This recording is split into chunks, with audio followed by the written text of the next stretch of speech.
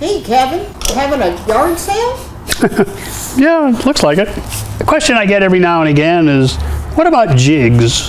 What kind of jigs do you use? What kind of jigs do you have? Where do you buy them? What are they for? So this is probably one of the more famous types of jigs. It's called a third hand.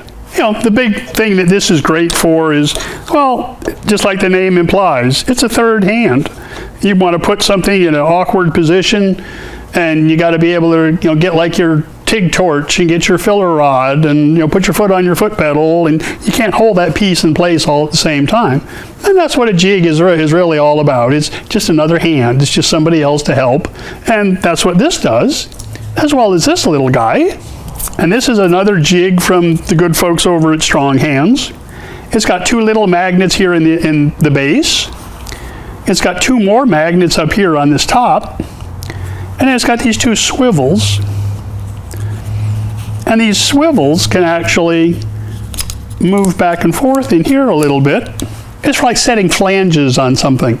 You could take this and put it to a piece of pipe, and you could put a flat piece of plate on here that you're going to marry up to that piece of pipe. Just all these magnets, all these different ways to hold something. But then there are even the simpler kinds of jigs. And you think, well, little pieces of cutoffs. Well, no, that's not a cutoff. That's a wedge. If you want to have something at like a certain angle, you can sit there and work it wherever you need it. You can put another one on that side and get it to go up at two different angles at the same time. So it's just about being creative. If you don't have the right tool, well, you got to make one. Well, what kind of tool do you need? What do you want it to do? Oh, I want it to push this thing over that way just a little bit. Well, here's another example of how to do it. And this nasty old thing, this is a hemisphere. It's a half a ball. If you had another one, you could weld it, put it over here, weld it on. Now you've got a spun metal, hollow steel ball. Well, what would you do with this thing? Well, if I wanted to make like a domed, welded structure, put like railroad spikes on this, weld it, weld it, weld it, keep adding them to it, use this as my form.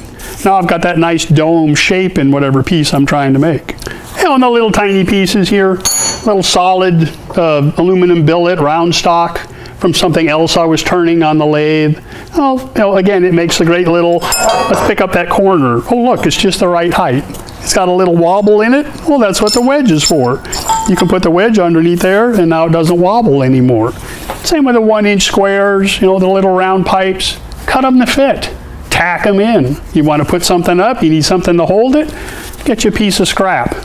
We'll weld it to your bench to hold it up, weld it to the base to hold something up, wrap it around, couple little tacks. It's going to stay there till you can get your weld on. Then you just come back, cut it off, grind it off, finish it up. So just like making art, making jigs, be creative, be inventive, use what you have, not for what it is, not for what it's supposed to do, but for what you can make it do. So don't forget to reach over there and hit the like button for me. I'm going to clean this stuff up and go to work. And you guys are going to come back next week and see what I'm up to then.